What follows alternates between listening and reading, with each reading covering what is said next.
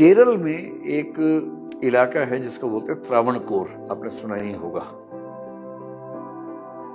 और ये त्रावणकोर वो इलाका है जो अब केरल राज्य जो बना आजादी के बाद उसका हिस्सा बन गया। पहले त्रावणकोर एक साम्राज्य था, किंगडम था, राजशाही थी। निम्न कही जाने वाली जातियों के साथ किस हद तक अन्याय हो सकता है उसका एक एग्जाम्पल त्रावणकोर है। आपको जान के बड़ा आश्चर्य होगा कि त्रावणकोर में 1924 में जाकर एक कानून पूरी तरह से खत्म हुआ। और वो कानून जानते क्या था? उसे तो बोलते हुए संकोच हो रहा है। ऐसा कानून था कि जो निम्न जातियां थी, निम्न जातियों के पुरुषों और महिलाओं को एक विशेष टैक्स देना पड़ता था।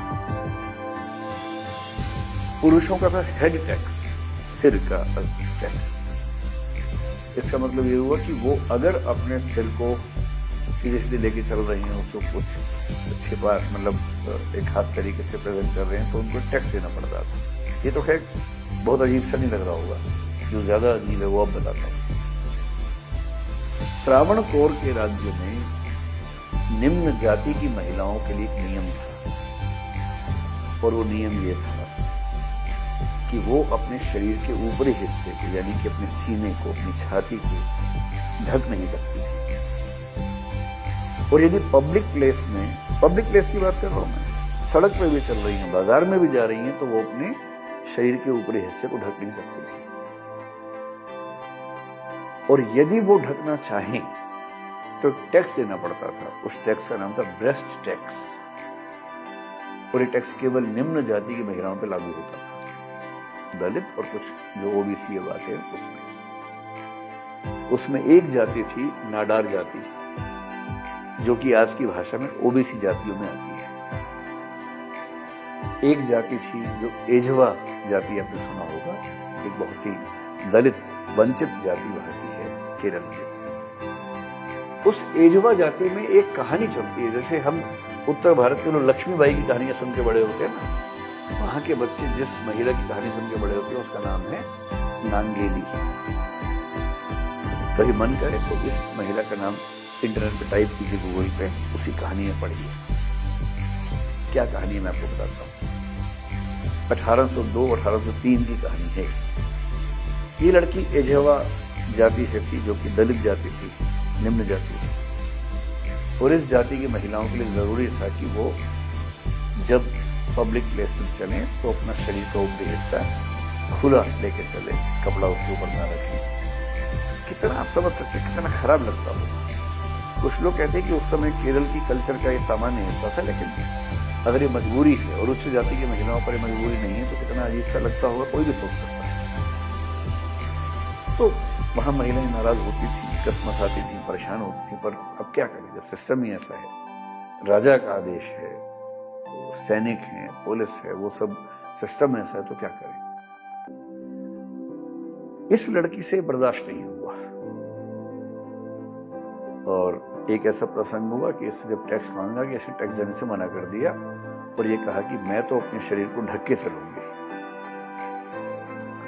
बहुत विरोध हुआ, उच्च जातियों की तरफ से विरोध होने लगा कि ये क्या सिस्टम है, ये तो निम्न जातियां इस तरह से बर्ताव करेंगी तो हमारा उच्च होने का मतलब क्या रहेगा। और नियम ये था कि जब टैक्स ऑफिसर आएगा तो एक केले के पत्ते में टैक्स की राशि उसको देनी होती थी। तो जब इसने मना कर दिया तो बात खूब फैलने लगी, राजा तक बात चली गई। फिर नाराजगी बढ़ने लगी राज्य में। तो राजा ने कहा टैक्स ऑफिसर को कि इनके घर पे जाओ, टैक्स वसूल के आओ। टैक्स ऑफिसर गया। कई कहानी है, कुछ कहानी है कि टैक्स ऑफिसर गया, उसके साथ बहुत सारे लोग थे जो गुंडा टाइप के लोग थे, जो टॉर्चर करने के लिए गए थे। और वहां जाके इतना उसको मतलब परेशान किया गया, हरास किया गया कि तुमको टैक्स देना ही होगा, और नहीं तो तुम्हें पब्लिक प्लेस में ऊपर के हिस्से में कपड़े रखने का अधिकार नहीं होगा। अंत में ये महिला अपने घर के अंदर गई, बहुत नाराज होकर। टैक्स ऑफिसर को लगा कि ये टैक्स लेके आने वाली है, और थोड़ी देर के बाद जब वो आई तो लोग दंग रह गए।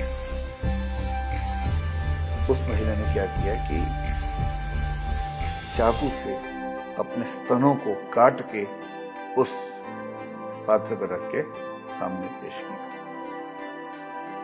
उसने कहा पैसे मेरे पास है नहीं और मैं अब ये नहीं झेल सकती कि मैं समाज में इस तरह से चलूं, तो इससे अच्छा है कि मैं अपने शरीर का हिस्सा ही काट देती हूं जिसको लेकर इतना झगड़ा है। इतना खून बहा कि उसके कुछ घंटे में उसकी मौत हो गई। पूरे राज्य में हड़कंप मच गया और जब इस महिला को जलाया गया तो कहने वाले कहते हैं, कुछ इतिहासकार मानते हैं, कुछ नहीं मानते हैं, कि इसके पति ने भी चिता में कूद के अपनी जान दे दी और एक तरह से सती प्रथा का रिवर्स एक मेल एग्जाम्पल वहां पर दिखाई देता है। केरल के जिस इलाके में ये महिला थी उस इलाके में आज लगभग उसकी पूजा होती है। आज भी वो घर वैसा का वैसा है। कुछ टूरिस्ट लोग जाते हैं देखने के लिए।